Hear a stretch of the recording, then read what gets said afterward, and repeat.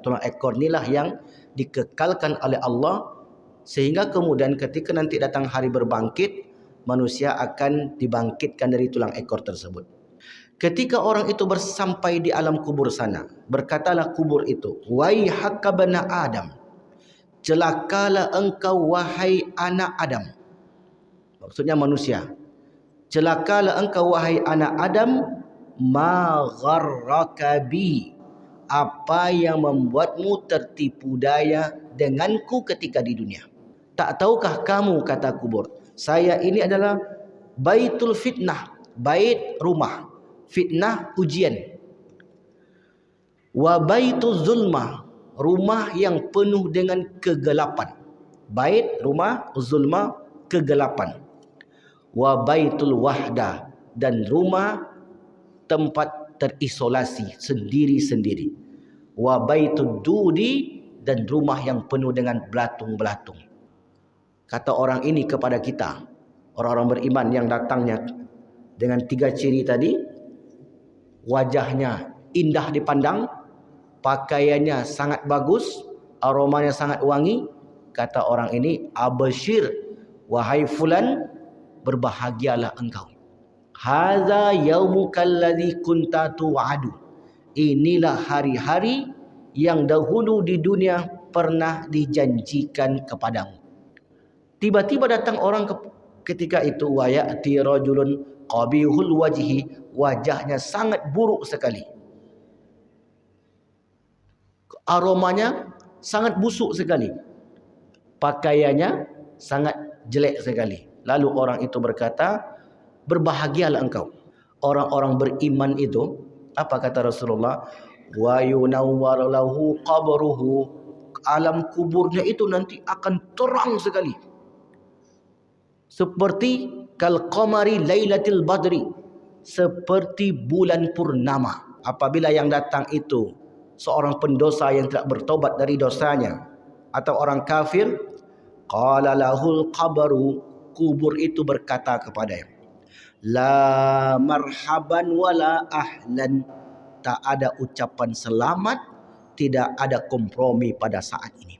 Adapun engkau itu, kata kubur, la abghada may yamsi ala zahri ilayya, orang yang paling aku benci ketika dulu di dunia.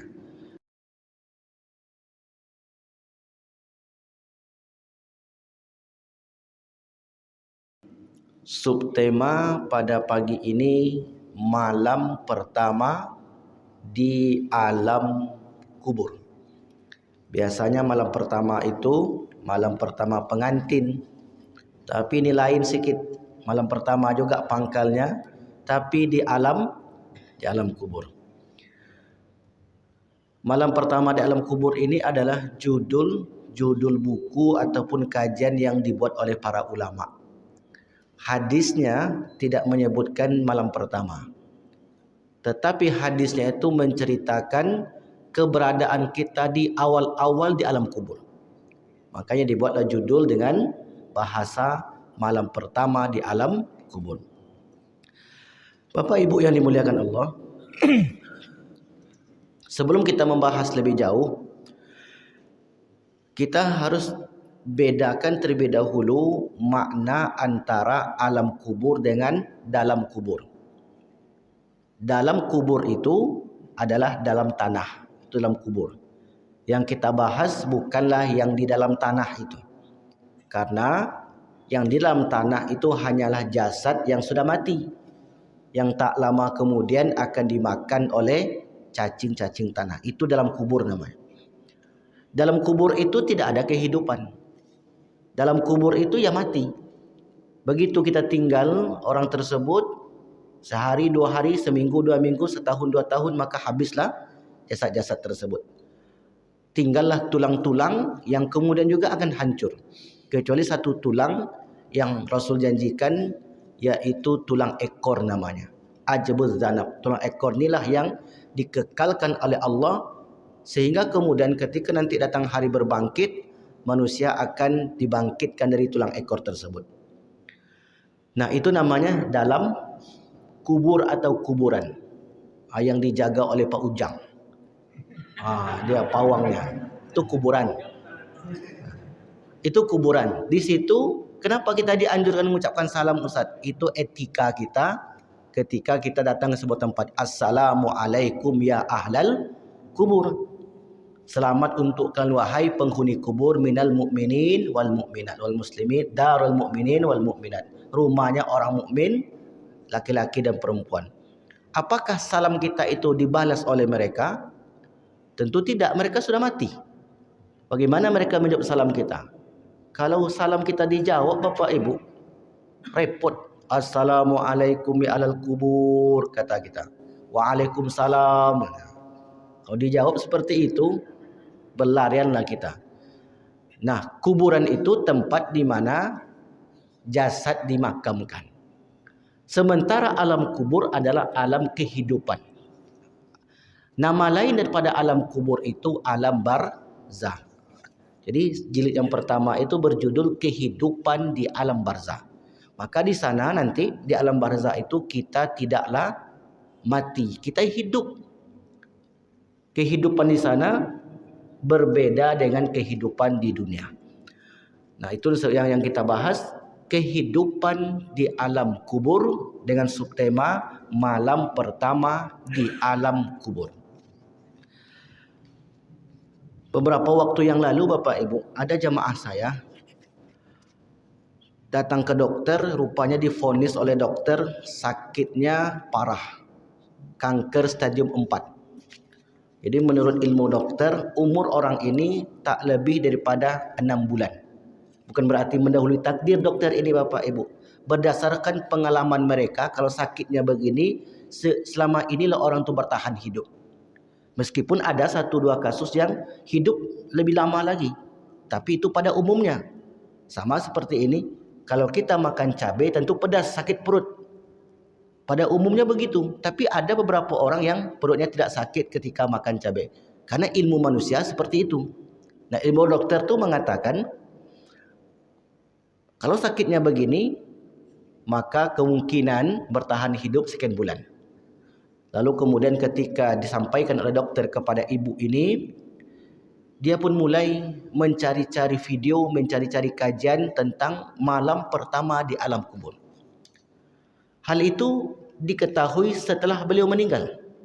Salah seorang sahabatnya menengok Facebook yang sering dia buka, ternyata di berandanya itu isinya malam pertama di alam kubur dari berbagai ustaz yang menjelaskan. Karena di YouTube itu banyak sekali kajian-kajian yang menjelaskan malam pertama di alam kubur. Nah, mereka membahas itu berdasarkan hadis-hadis Nabi SAW. Artinya orang tadi ternyata sudah mempersiapkan dirinya bagaimana nanti di sana. Kehidupan di alam kubur di malam pertama. Bapak Ibu yang dimuliakan Allah, kita pun akan membahasnya di pertemuan yang singkat ini. Malam pertama di alam kubur 49. Dari Abi Al-Hajjaj As-Sumali, dari Abu Al-Hajjaj As-Sumali, qala, berkata, qala Rasulullah sallallahu alaihi wasallam, Rasul bersabda, yaqulul qabru lil mayyit. Yaqul berkata, qabru kubur. Berkatalah kubur kepada si mayit yang sudah sampai di barzah. Hina yud'a fihi, ketika mereka diletakkan di alam barzah sana. Yang membawa kita siapa? Malaikat rahmat atau sebaliknya. Karena ketika roh kita dicabut oleh malaikat maut, setelah itu malaikat rahmat akan membawa ke langit terlebih dahulu. Kemudian orang-orang yang baik nanti akan diletakkan di Iliin, orang-orang yang jahat diletakkan di Sijin. Sampai di sana, maka orang-orang yang jahat itu kubur memperlakukan lain, orang-orang yang baik memperlakukannya lain. Kondisi manusia di keadaan pertama atau malam pertama di alam kubur, 2 keadaan. Keadaan manusia atau kondisi manusia ketika sampai di barzah, 2 keadaan. Yang pertama kita ceritakan orang-orang yang zalim, orang-orang yang jahat dan orang-orang yang kafir. Karena begitu susunan hadisnya. Ketika orang itu bersampai di alam kubur sana, berkatalah kubur itu, "Waihaka bana Adam, celakalah engkau wahai anak Adam." Maksudnya manusia. "Celakalah engkau wahai anak Adam, ma gharraka bi." Apa yang membuatmu tertipu daya denganku ketika di dunia. Di kubur ini berkata, "Wahai anak Adam, malang engkau, celaka engkau. Mengapa dulu ketika di dunia engkau termasuk orang yang tertipu daya? Alam ta'lam, tak tahukah engkau anni baitul fitnah, bahwasanya saya ini adalah rumah yang penuh dengan ujian." Ini ucapan pertama kubur kepada orang yang baru sampai di sana. Keadaan pertama, malam pertama. Apa yang telah kau siapkan untukku?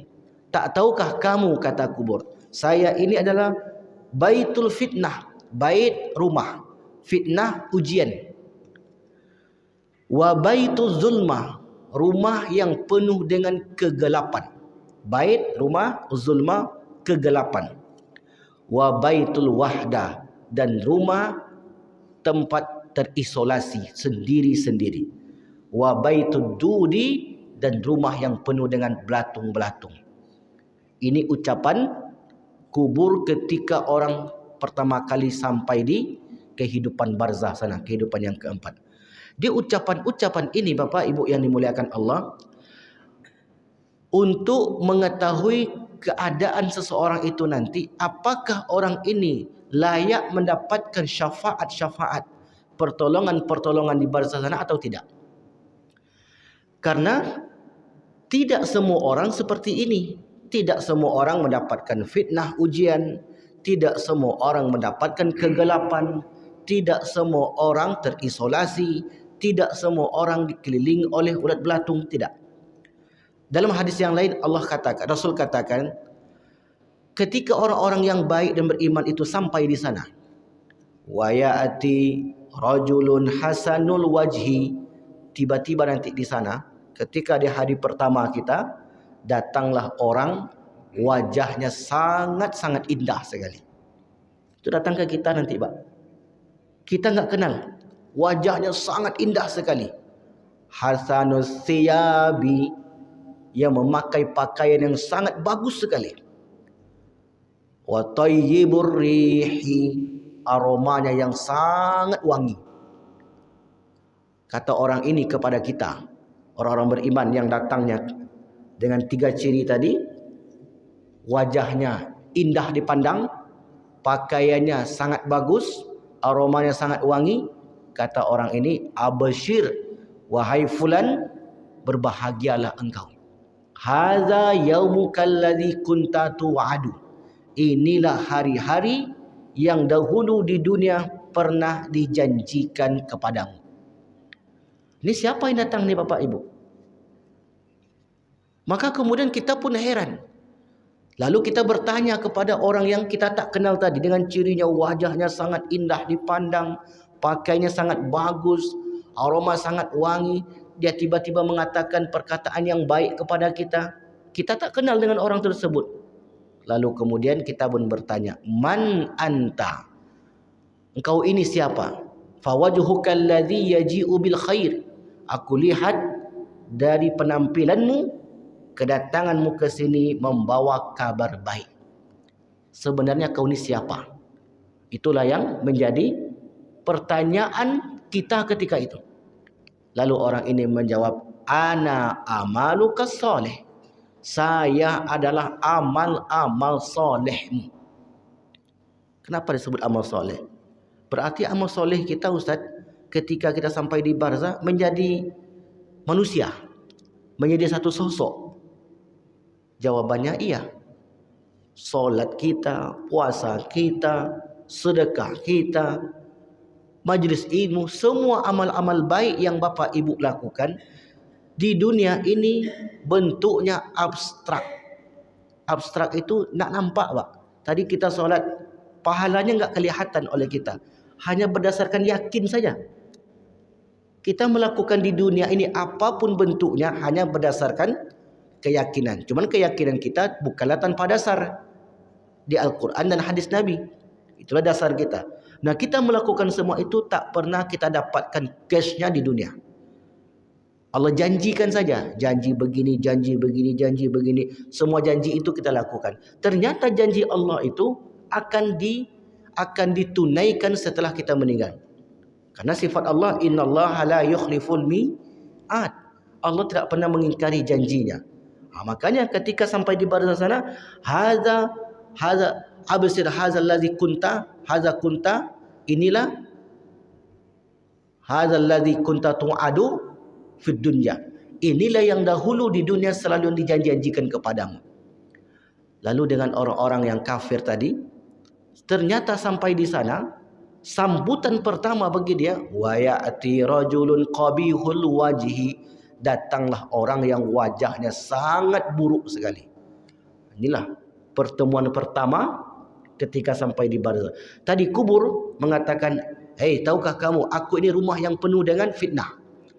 Rumah yang penuh dengan kegelapan.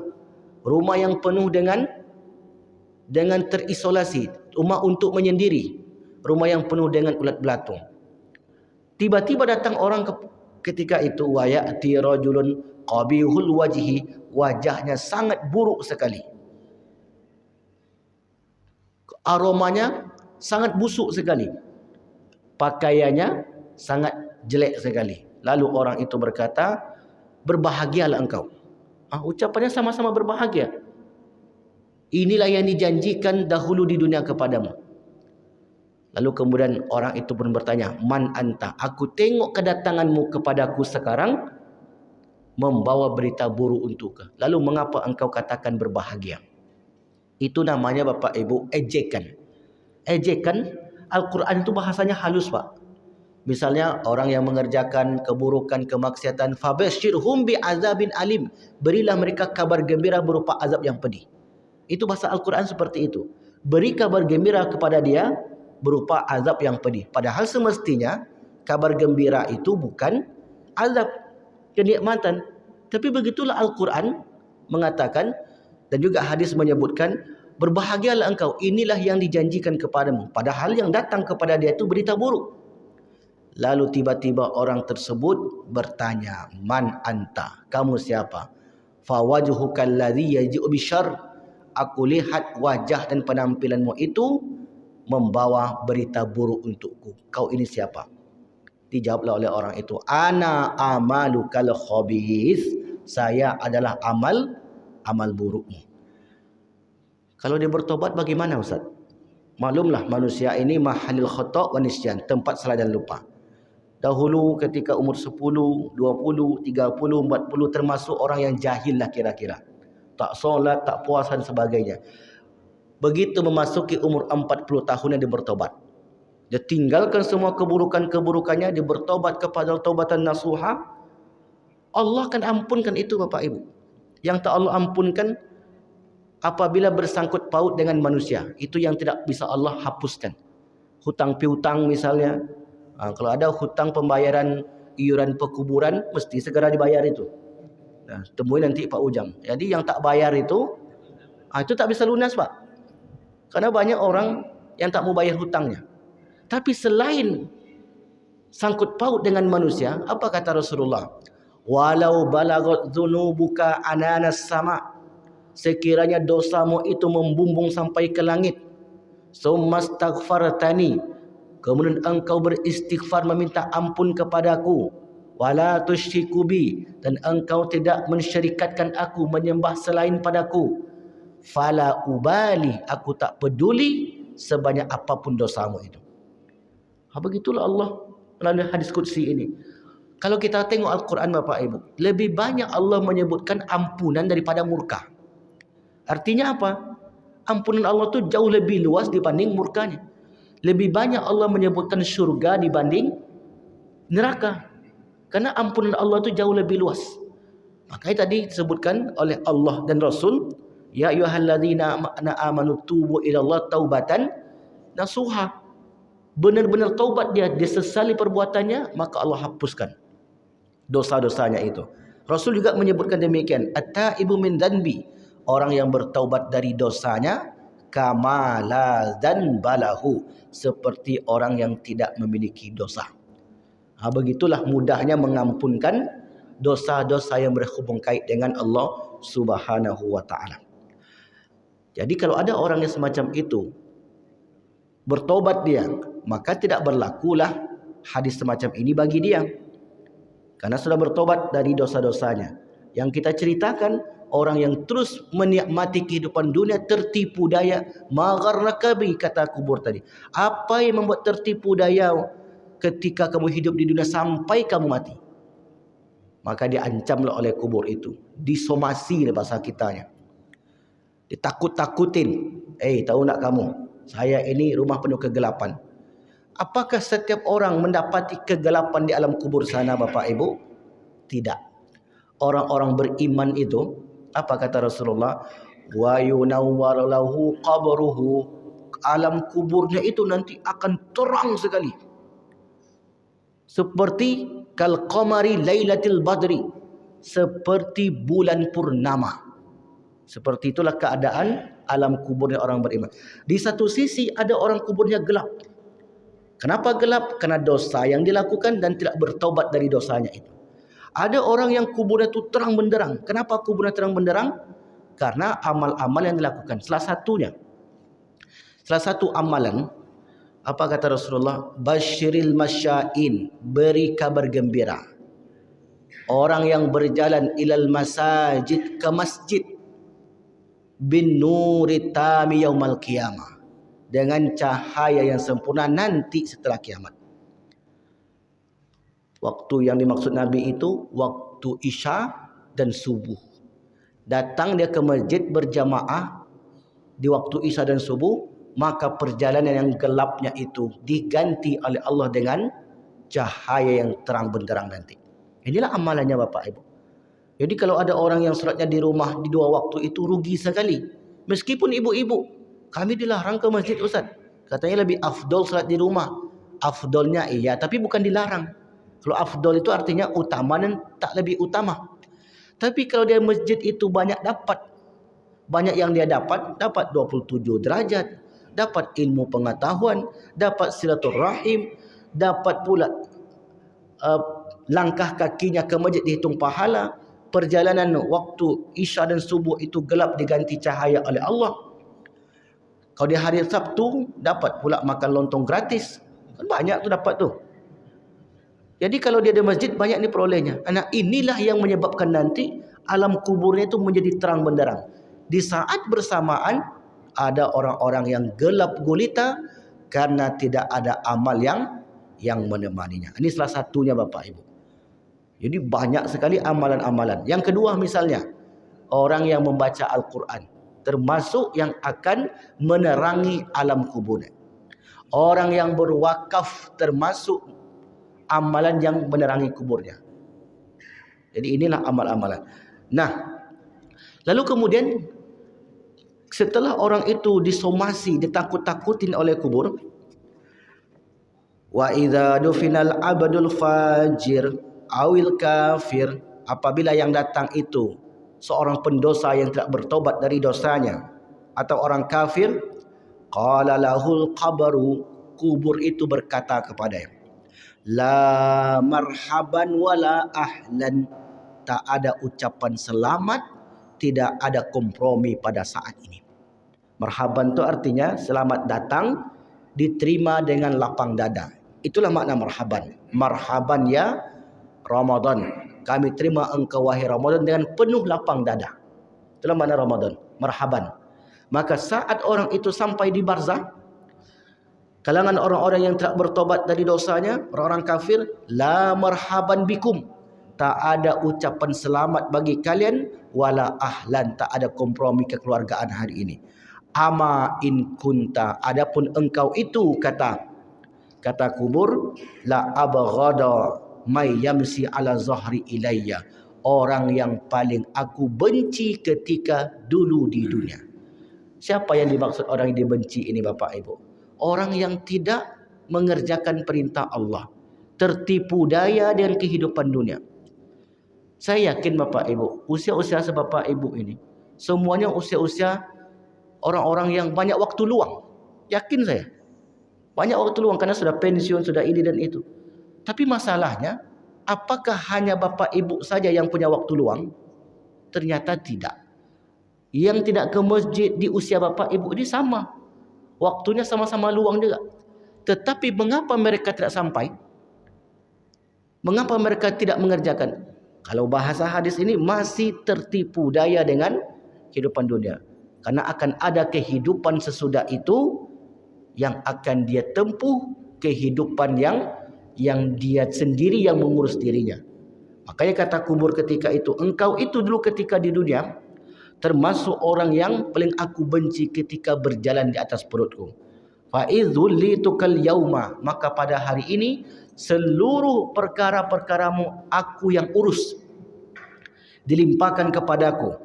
Fasatara soni'i bika, maka tengoklah apa yang akan aku lakukan kepadamu.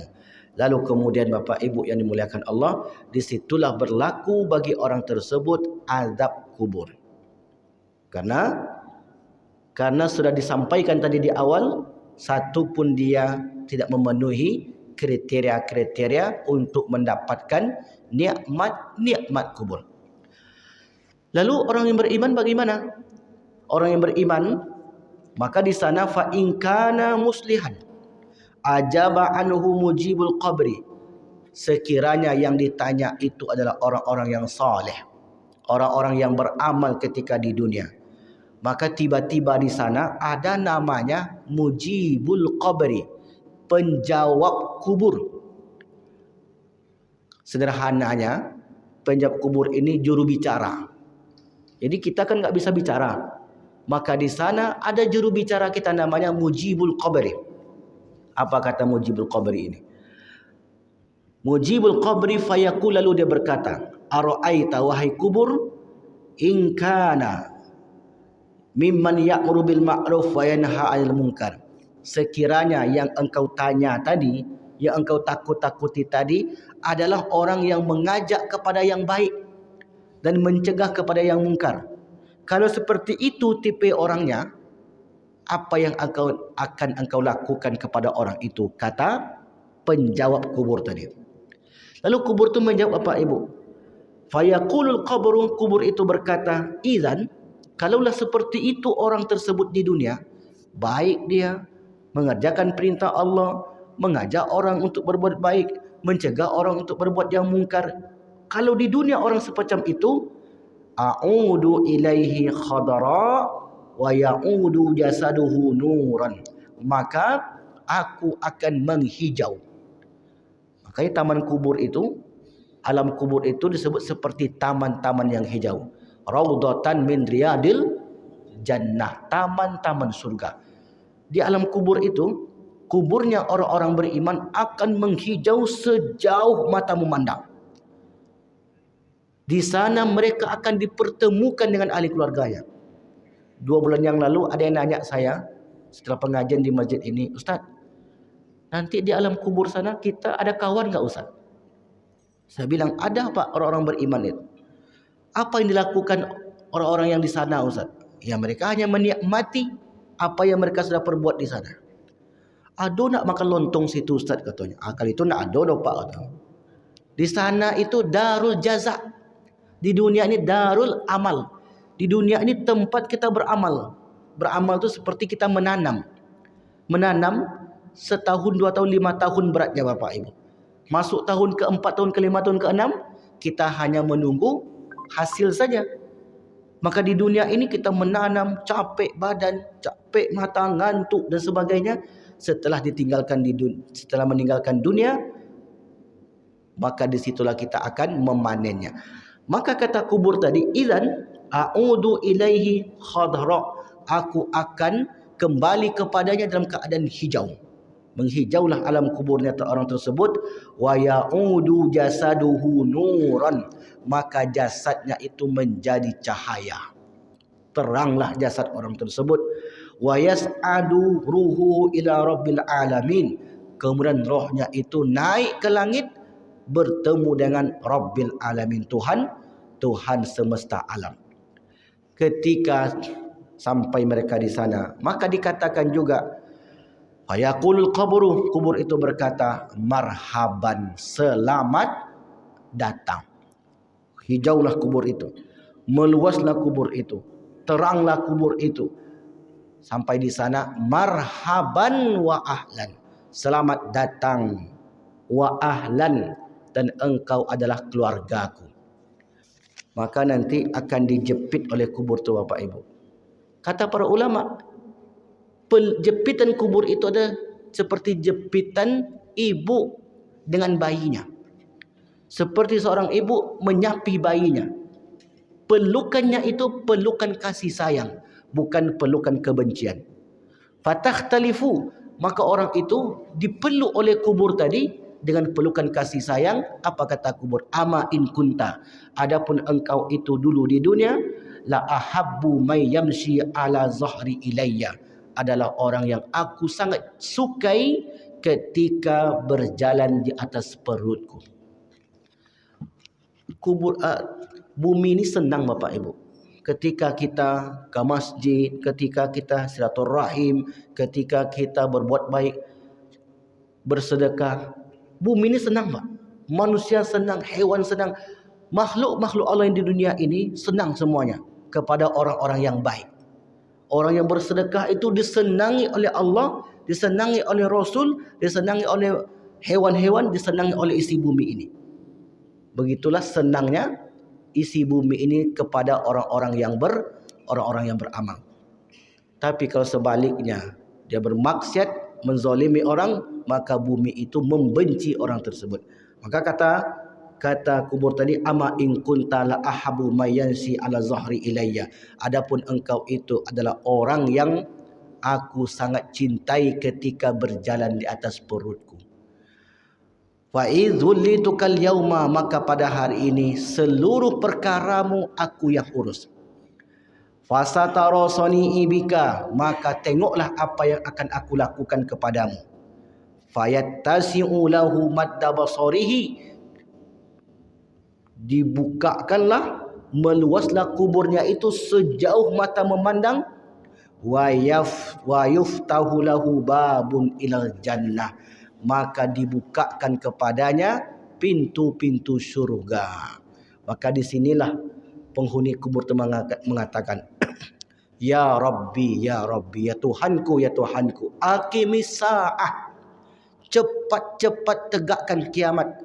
Sa'arji'u ila ahli wa mali, aku akan kabarkan kepada keluargaku dan aku akan kabarkan kepada hartaku. Karena mereka sudah mendapatkan kenikmatan yang luar biasa. Sambutan pertama itulah yang sangat berkesan bagi dia. Ketika sambutan pertamanya baik, hari-hari berikutnya sampai datang hari kiamat akan mendapatkan kebaikan. Karena keberadaan kita di sana sampai datang hari kiamat.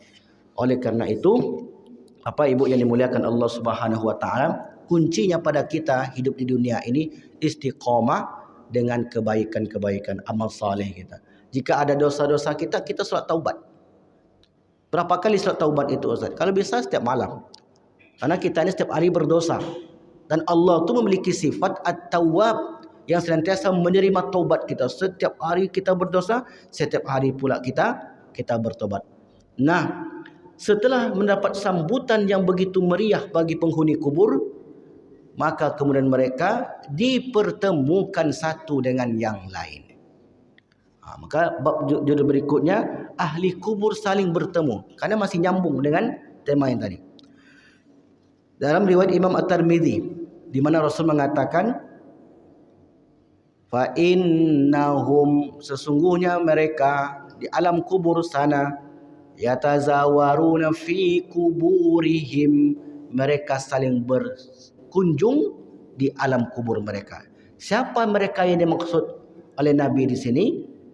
Dijelaskan oleh Imam Ibnu Qayyim Al-Jauziyah, mereka adalah orang-orang yang mendapatkan nikmat-nikmat di alam kubur. Orang-orang yang mendapatkan sambutan yang baik di alam kubur. Karena mereka mendapatkan kelapangan hidup yang luar biasa sampai datang hari hari berbangkit. Seperti apa mereka itu Bapak Ibu? Dari Abdullah bin Amr bin As, qala Nabi sallallahu alaihi wasallam. Rasul bersabda, "Inna arwahal mu'minin," sesungguhnya roh orang-orang beriman, la taltaqiyani ala masirati yaumin wa lailatin wa ma ra'a minhuma wa ma ra'a wahidun minhuma sahibahu. Sesungguhnya arwah orang beriman bertemu dalam perjalanan sejauh sehari semalam, dan salah satu dari keduanya melihat temannya yang lain. Ini hadis ini dalam sekali maknanya. Saya meninggal, bapak ibu meninggal, orang tua kita meninggal, yang dulu meninggal. Mereka termasuk orang-orang yang baik, yang beramal soleh, diikuti oleh anak cucunya orang-orang yang soleh juga. Alhaqana bihim, kami pertemukan mereka. Jadi kita akan berkumpul lagi dengan ahli keluarga kita. Apa yang mereka jalankan di sana, apa yang mereka rasakan di sana, tidak lain kecuali kenikmatan-kenikmatan. Siapa mereka yang mendapatkan ini? Mereka adalah orang-orang yang banyak membawa amal dari kehidupan dunia. Tapi kalau sebaliknya, ketika di dunia tidak membawa apa-apa, maka kata Imam Ibn Qayyim Al-Jauziyah, mereka akan disibukkan dengan azab-azab yang mereka rasakan sampai datang hari kiamat. Adakah azab kubur itu terhenti Ustaz? Atau terus menerus? Maka di sini kita sebutkan juga, apakah azab kubur sepanjang masa atau bersifat sementara? Ini masih lanjutan yang tadi. Apakah azab kubur bersifat sepanjang masa, permanen, atau bersifat sementara? Para ulama membagi kepada dua. Yang pertama, ada kelompok-kelompok yang mendapatkan azab kubur sepanjang masa. Siapa mereka? Mereka adalah orang-orang kafir. Maka mereka ini sepanjang masa sampai hari kiamat. Yang kedua, orang-orang beriman. Orang-orang beriman dibagi kepada dua. Yang satu tidak mendapatkan azab seperti yang kita sebutkan tadi, kenikmatan-kenikmatan saja. Yang kedua mendapatkan azab. Yang mendapatkan azab ini bentuk azabnya ada 3. Yaitu bukan 3 bentuknya. Azabnya itu terputus-putus, terhenti-henti. Jadi tidak selamanya, tidak permanen. Di 3 waktu. Yang pertama di hari Jumat, yang kedua di bulan Ramadan, yang ketiga karena doa ahli keluarganya yang di dunia.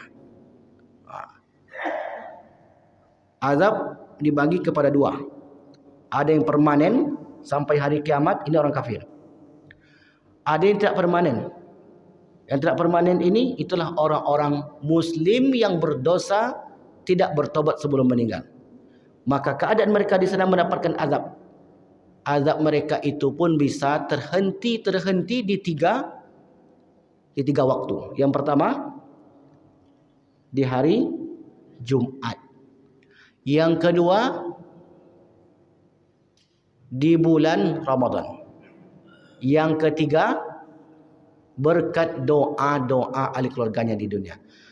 Nah, seandainya lah Bapak Ibu, ketika di malam pertama sana mendapat sambutan yang buruk, mendapat sambutan yang tidak enak, apa yang diharapkan oleh penghuni kubur? Doa itulah. Itulah yang diharapkan oleh penghuni kubur tadi. Makanya Nabi menggambarkan orang yang di alam kubur sana seperti seorang yang tenggelam yang meminta tolong. Kita diumpamakan oleh Nabi kalau meninggal nanti seperti orang yang tenggelam. Al-mayyitu fil qabri, seorang mayit yang berada di alam kubur, illa kal gharikil mutagawwis, seperti orang tenggelam yang meminta tolong. Yantaziru da'watan, menunggu doa dari 4 kelompok. Doa yang pertama min abin, doa dari ayah. Itulah Pak. Yang pertama doa dari ayah. Kalau doa dari ayah, siapa yang meninggal? Anak. Jadi kalau bapak ditakdirkan oleh Allah punya anak lebih meninggal duluan, Jangan putus doa untuk mereka. Yang kedua, au umin, dari ibu. Ibu kalau ada meninggal anaknya, jangan putus doa karena dinanti oleh mereka. Yang ketiga, au akhin, saudara. Saudara, abang atau adik, laki-laki atau perempuan. Yang keempat, au sadiqin, dari kawan-kawan. Doa bapa ibu kita inilah dinanti oleh mereka. Itu yang dikatakan oleh Allah di Quran surah Al-Hasyr. Allazina yaquluna rabbana ighfir lana wa li ikhwanina allazina sabaquna bil iman. Ya Allah, ampunkanlah dosa-dosa kami. Ampunkanlah dosa-dosa orang beriman sebelum kami yang meninggal dalam keadaan keimanan. Empat inilah yang dinanti-nanti oleh penghuni barzakh ketika di malam pertama dan malam-malam berikutnya mendapatkan kesulitan-kesulitan. Karena mana tahu di dunia ada dosa-dosa yang dia bawa tak sempat dia selesaikan.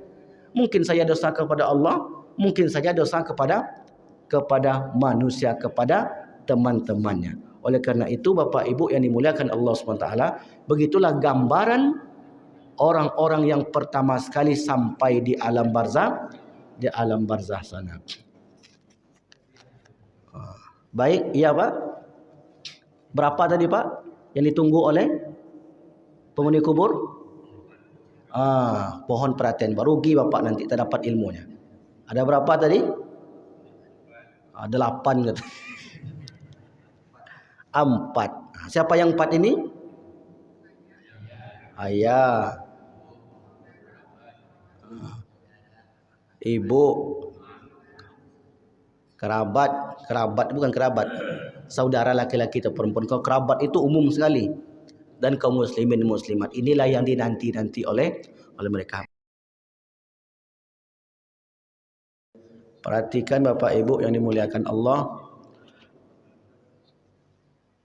sudah menjadi keyakinan orang kita 7 langkah meninggalkan kuburan malaikat datang ke pekuburan. Sampai hari ini, setelah sekian banyak buku yang saya baca, saya tengok sana sini, itu bukan hadis. Tak ada hadisnya itu Pak. Karena kalau mesti 7 langkah Pak, kubur Gus Dur sampai hari ini enggak pernah tinggal Pak. Berarti Gus Dur ditanya enggak? 1, 2, 3, 4, 5, 6, 7 datang malaikat. Berarti kalau 5 langkah malaikat nunggulah. Bilolah Pak kau bangkit. Itu bukan hadis Pak. Dan saya pun tak tahu dari mana datangnya gitu. Yang repot lagi Pak, meninggal enggak ada kubur. Tenggelam di laut, meledak pesawatnya, hancur badannya, terbakar misalnya. Kan enggak ada kuburnya tuh. Kemana malaikat tu mencarinya? Pening pula cari alamat nanti. Ikut pekuburan Pak Ujang atau bukan kau katanya? Kan pening juga dia. Terpaksalah dia mencari Pak Ujang dulu. Ikut warga Pak Ujang tak? Iyo kata malaikat kan. Siapa kau? Malaikat maut. Jangan ambo pula yang dibangkit dia katanya. Jadi itu bukan hadis Pak. Jadi kalau diadu memang ini, itu seakan-akan kontradiktif. Jadi ini maksud itu adalah ketika orang baru meninggal, maka tidak menunggu waktu lama, berlakulah bagi dia alam kubur. Apakah orang itu meninggal dengan cara dikubur ataupun tidak dikubur? Misalnya nanti ada warga Pak Ujang tiba-tiba hilang, tak ada kuburnya. Oh berarti apa? Kau selamat kau. Tak ada kuburnya dong. Kalau begitu ancak awak tak punya kubur lah Pak. Yang rugi orang Islam lah. Ada agama di dunia ini, tak kita sebutkan nama agamanya. Kalau mereka meninggal, mereka dikremasi, dibakar. Abunya dimasukkanlah ke kendi kecil, kemudian dihanyutkan di sungai atau di laut. Itu tak ada kuburnya dong Pak. Selamat berarti. Kalau begitu besok kita minta gitulah ke Pak Ujang. Kalau ada warga awak yang meninggal Pak Ujang yang madam-madam misalnya, bakar aja jenazah itu. Makanya kita jelaskan, mesti dibedakan antara dalam kubur dengan alam kubur. Kalau dalam kubur, itu tempat jenazah. Matilah jenazah itu. Kalau dalam kubur, alam kehidupan. Jelas di sini, Pak? Jadi yang tadi itu bukan hadis, dan saya pun tak tahu di mana dasarnya. Saya cari-cari itu, Pak. Karena satu buku ini, itu lebih kurang 80 referensi, rujukan yang saya buka, yang mencari tentang itu. Dan ternyata memang enggak ada. Tapi menjadi keyakinan di tengah masyarakat kita. Nah, yang mengarah ke situ hadis tentang apabila kalian meninggalkan kuburan, maka si mayit mendengarkan surat rompah kalian, katanya. Inilah hadis yang dipakai itu. Jadi katanya apabila idza wada al-abdu fi qabrihi, apabila seorang hamba letakkan di kuburnya, sami'a khafqani alihim, maka yang dikubur itu mendengarkan surat rompah. Sehingga kemudian sebagian orang memahami hadis ini secara mentah-mentah. Pulang dari kuburan, dibuka sendalnya, Pak. Saya tanya, kenapa Bapak buka sendal? Ini Ustaz, kalau tak buka sendal awak ko, nyo danga bekonya Ustaz dalam tu. Kalau buka sandal awak nak danga dah Ustaz. Supaya nyo nak tahu bila awak berangkit, katanya. Kan itu bingung sendiri kita. Buka terompahnya, Pak. Tapi sekarang orang nak lagi buka sendal, kotor kaki, kata dia.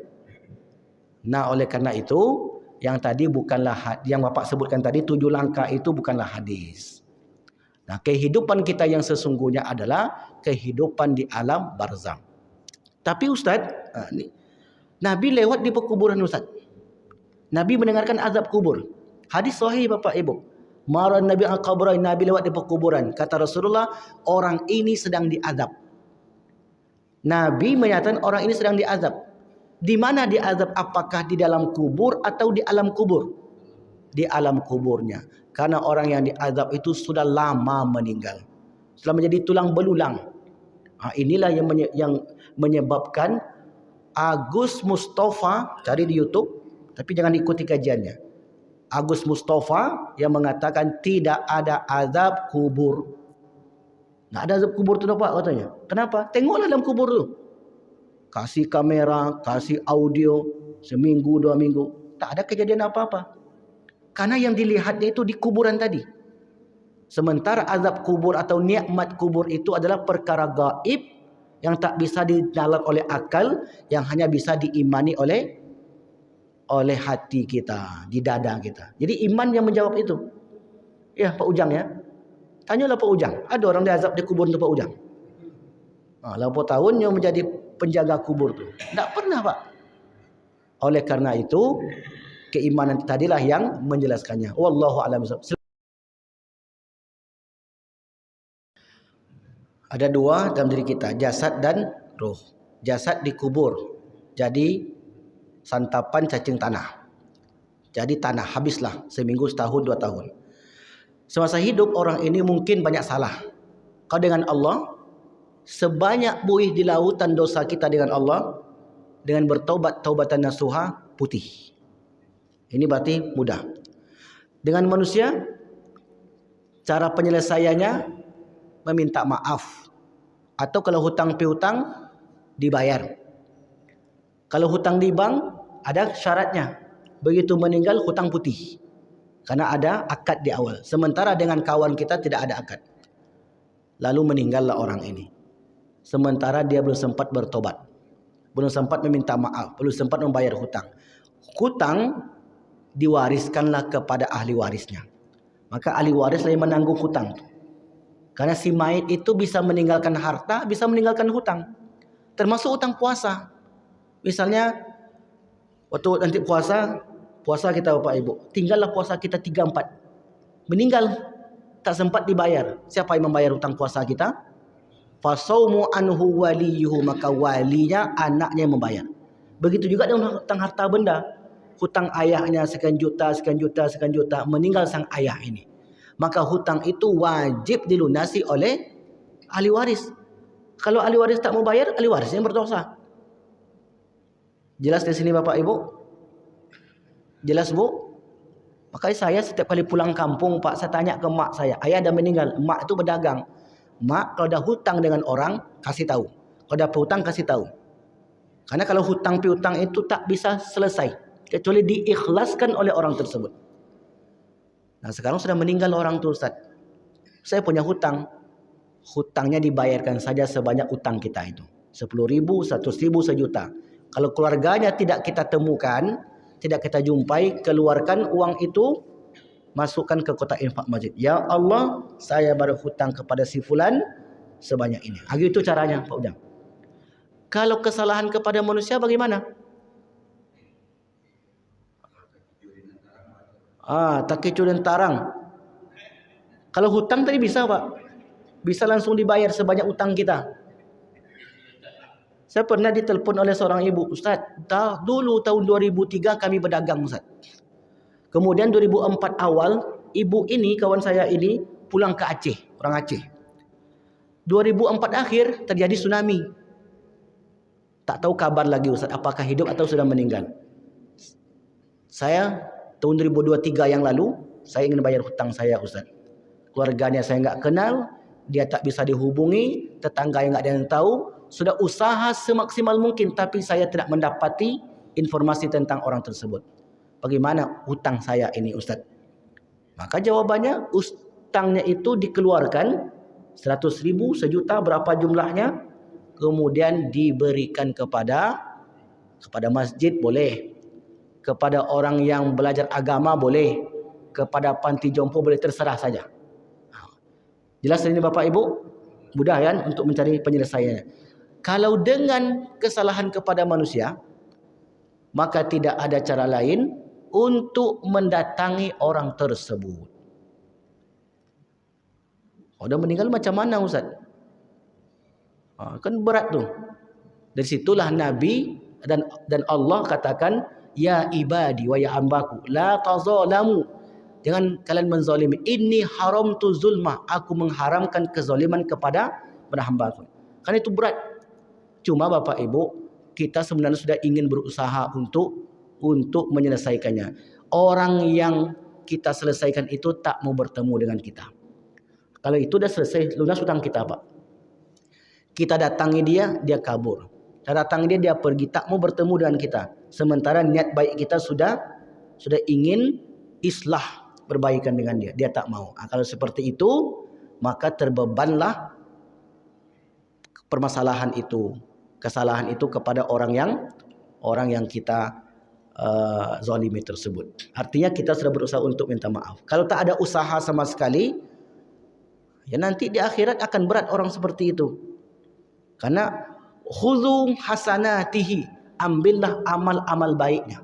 Amal baik yang diberikanlah kepada orang yang dizalimi tadi. Begitu.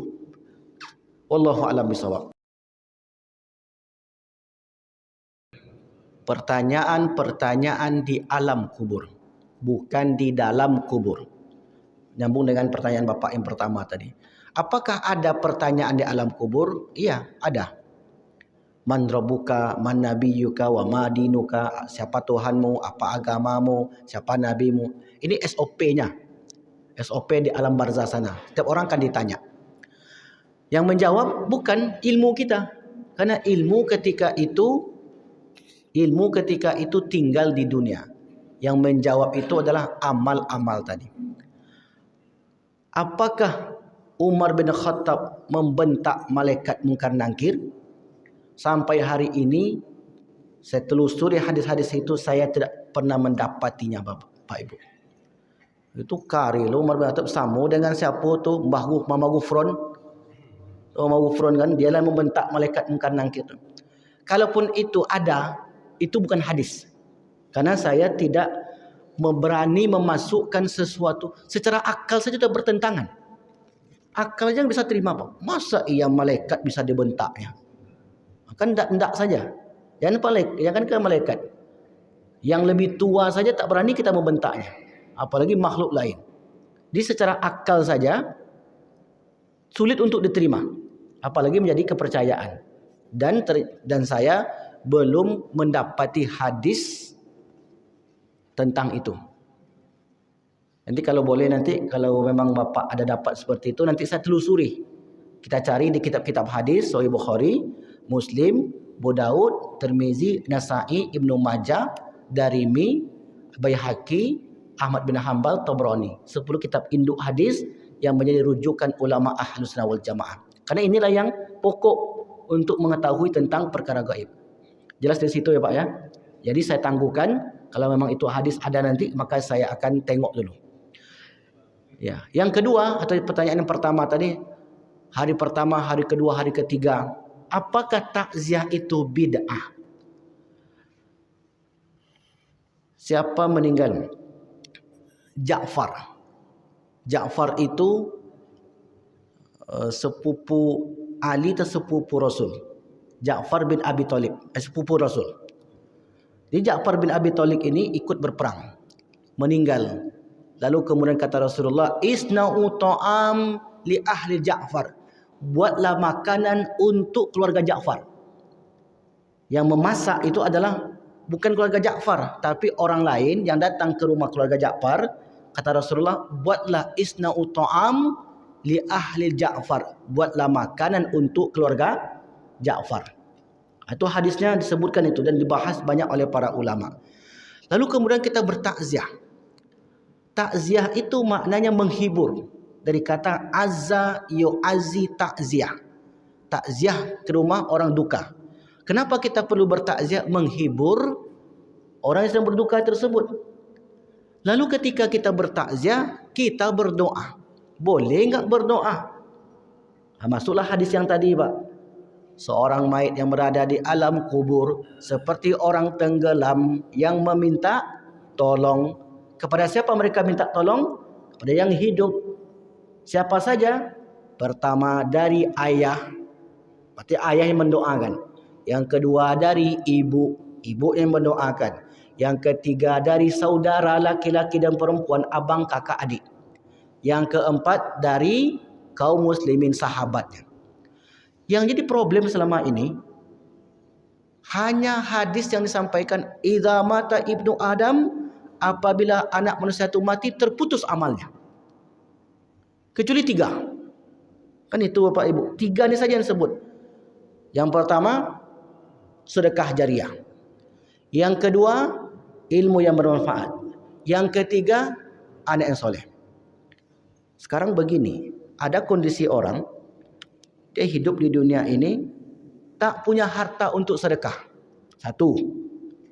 Tak punya ilmu yang disebarkan pada orang lain. 2. Tak punya anak. 3 ni enggak punya dia Pak. Amal solehnya kurang pula. Meninggal orang semacam ini. Sedih. Tak ada yang diharapkan sama sekali. Harapkan sedekah, dari lahir sampai mati miskin hidupnya. Diharapkan ilmu yang membantu dia dari kecil sampai mati. Tak ada ilmu, tak ada sekolah. Diharapkan anak, qadarullah sampai tua tak punya anak. Bagaimana orang semacam ini?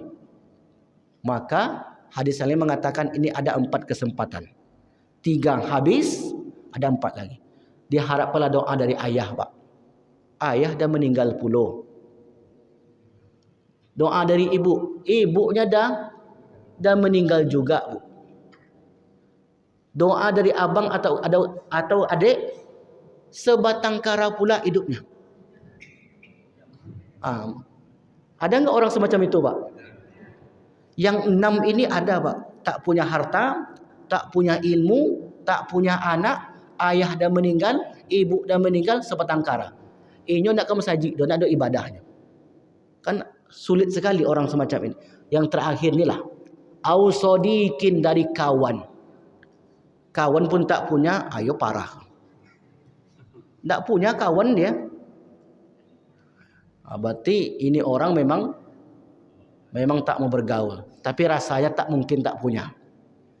Rabbana ighfir lana wa li ikhwanina alladzina sabaquna bil iman. Itu ayat Al-Quran. Ketika dia solat, Allahumma ighfir lahu warhamhu wa'afihi wa'fu anhu.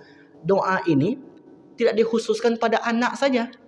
Siapa saja yang membaca doa ini berlaku.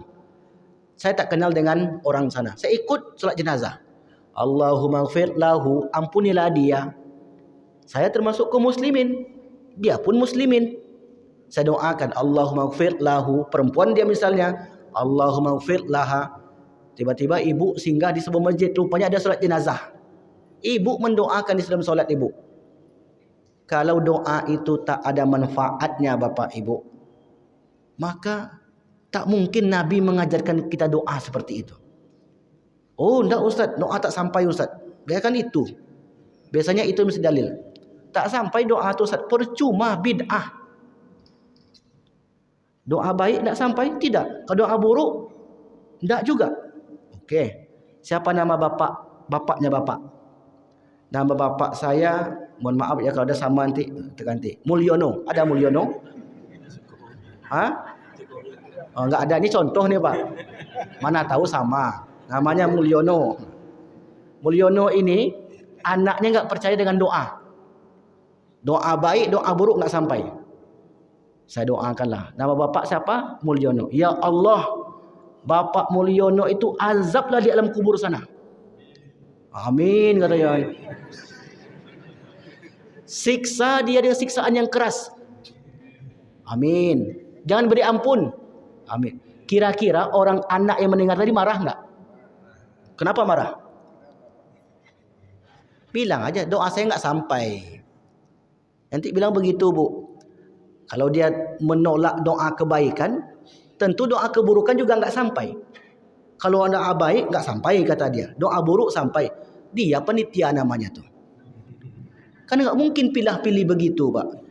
Allahumma ighfir lahu warhamhu wa'afi wa'fu anhu wa akrim nuzulahu. Percuma Ustaz. Bid'ah, tak ada Nabi ajarkan. Ampunkanlah dosa orang tua, dosa orang tua kami, dosa bapak, dosa ibu, tidak ada guna Ustaz. Kalau begitu dibalik doanya.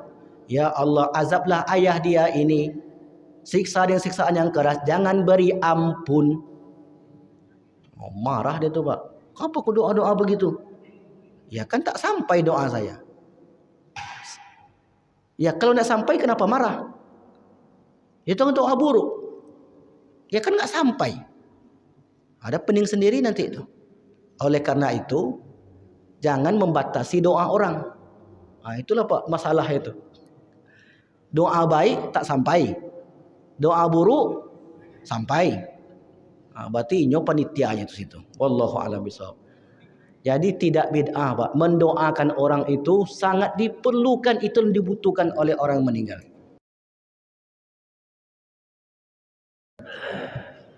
Dalam Al-Quran ketika Allah ceritakan tentang Fir'aun, an-naru yu'radu 'alaiha Huduwa wa asyiya wa yauma taqumus saah.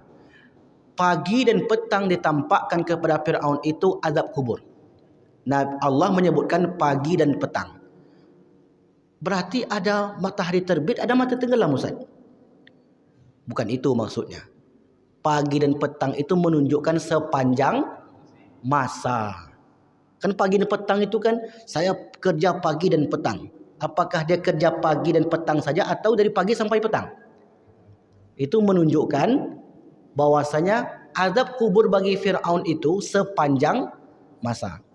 Jadi tidak ada pagi, tidak ada petang. Jelas di sini, Pak? Jelas di sini, Bu? Jadi tidak ada pagi. Kalau pagi nanti ngantar anak ke sana. Kalau pagi suasana begini. Di sana itu sampai nanti ke akhirat. Karena kehidupan setelah kehidupan dunia ini bersifat kekal abadi. Kalau ada pagi dan petang, berarti sama dengan kehidupan dunia ini. Jelas di situ? Baik. Dalam hadis ataupun ayat yang saya baca, tidak ada menyebutkan pagi dan petang. Tapi istilah pagi dan petang siang malam itu untuk menunjukkan sepanjang waktu. Yang pertama. Yang kedua, apa tadi yang kedua?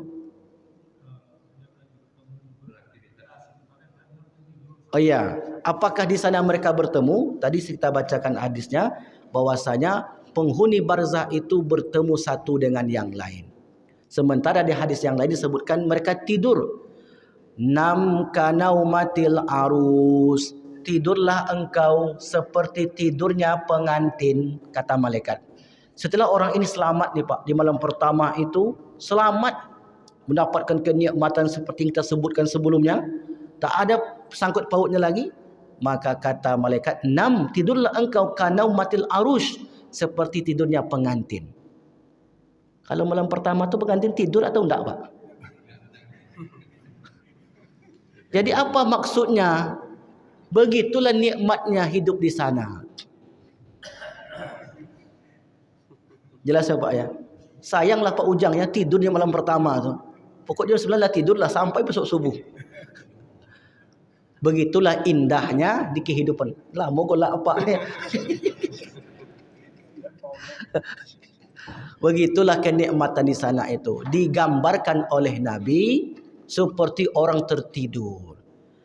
Kalau ada kenikmatan Pak, ngapain kita tidur? Di sana disiapkan kita bertemu wa abadil khairan min darihi, gantilah rumahnya yang lebih baik, rumah yang di dunia, keluarganya, kawannya, dan diberikan tempat yang luas, tempat yang ini, berbagai fasilitas diberikan kepada orang beriman itu. Enggak dinikmati, maka itu sayang sekali.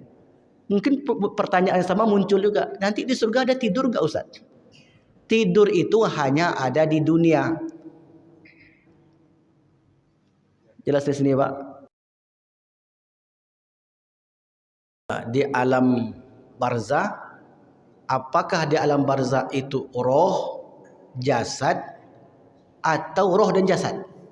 Itu ya Pak ya. Menurut ulama Ahlus Sunnah wal Jamaah, yang saya tulis di sini, orang yang di alam barzah sana mendapatkan kenikmatan dirasakan oleh roh dan jasad. Roh dan jasad. Azabnya pun demikian, roh dan jasad. Mana contohnya? Apakah yang disiksa roh, jasad atau kedua-duanya? Apakah yang mendapatkan nikmat roh, jasad atau kedua-duanya?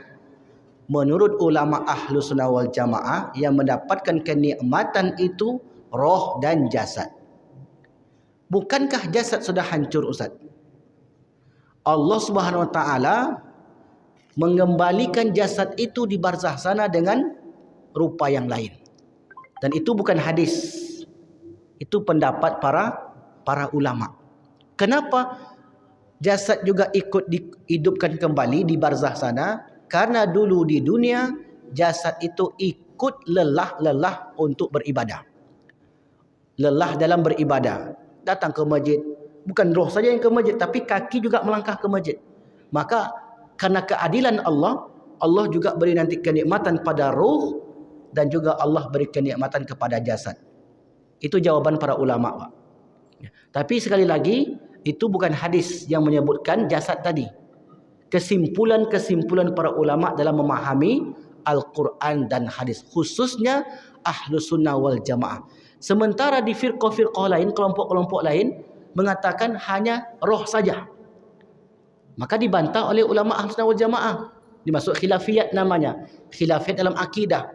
Kata ulama Ahlus Sunnah wal Jamaah, bagaimana dengan jasadnya di dunia dahulu, termasuk jasad yang jahat, yang menampar orang, yang memukul orang, membunuh orang? Apakah nanti itu tidak akan dihisab?